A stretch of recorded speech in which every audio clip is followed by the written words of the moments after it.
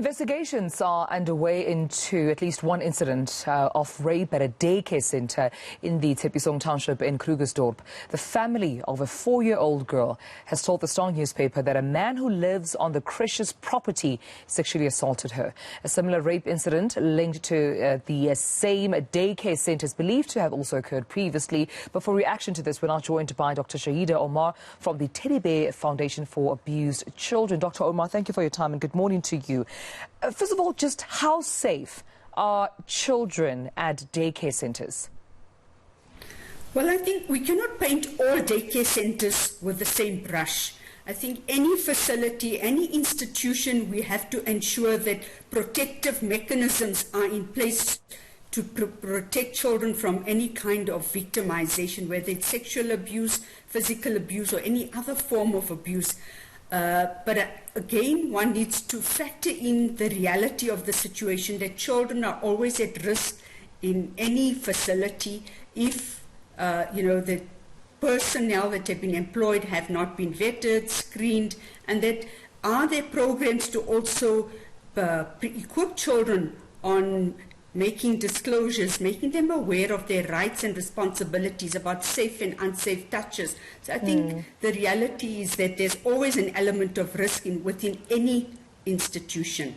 Yeah, and for any parent who has a child that age or a child at creche, is there anything they can do to vet that creche first or that daycare centre before placing their child? Are there any questions that they need to ask perhaps?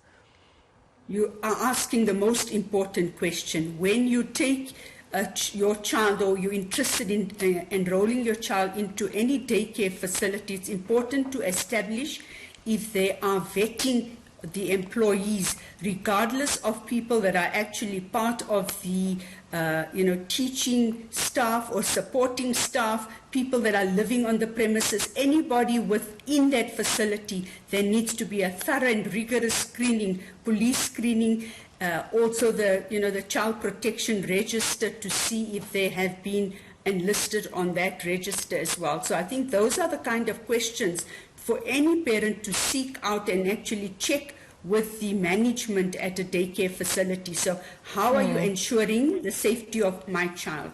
Yeah, that's very important, I think, for every parent to do.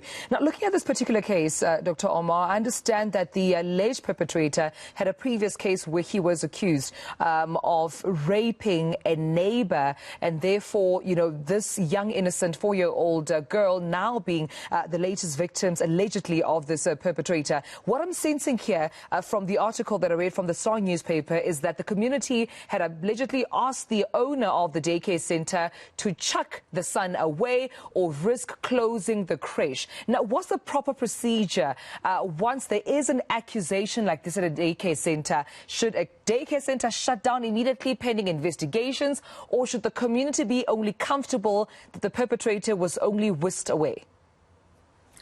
And, absolutely ludicrous to think that the daycare facility was still kept open and to say that, that just to actually not take assumed responsibility, because we need to firstly understand how do these career abusers or preferential abusers operate. They find themselves in settings or facilities where they have easy access and availability to children, and it's not just one isolated incident. I think it's more than one incident and we're not even aware. So the immediate response here for law enforcement was to shut the facility down, to arrest the alleged perpetrator, to conduct further investigations, to actually come in and look at all the other children and to explore, to bring in the experts, the professionals, the mental health professionals, social workers, to come in and see and find out if there have been other cases of victimization and to provide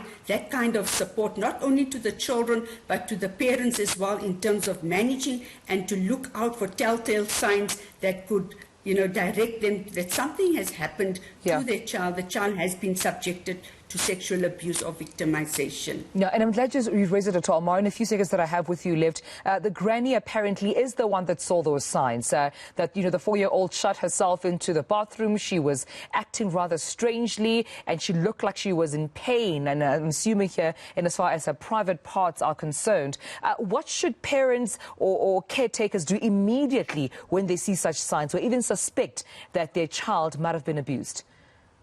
And we always say to parents, err on the side of caution. That's the rule of thumb. Rather be a neurotic parent. So if you see anything that is of concern, even if you think, oh, it may not be of concern, if your child is acting strangely or awkwardly or not hers or his usual self, contact professionals. Immediately contact the Child Lines, the Teddy Bear Foundation, and of course the police as well, the Family Violence, Child Protection and Sexual Offences Unit, the Department of Social Development. So rather let the professionals come in, support, investigate, and then of course follow this up, but not to leave it unattended or unaddressed. Thank you so much for speaking to us. Very important, Dr. Shaheda Omar from the Teddy Bear Foundation.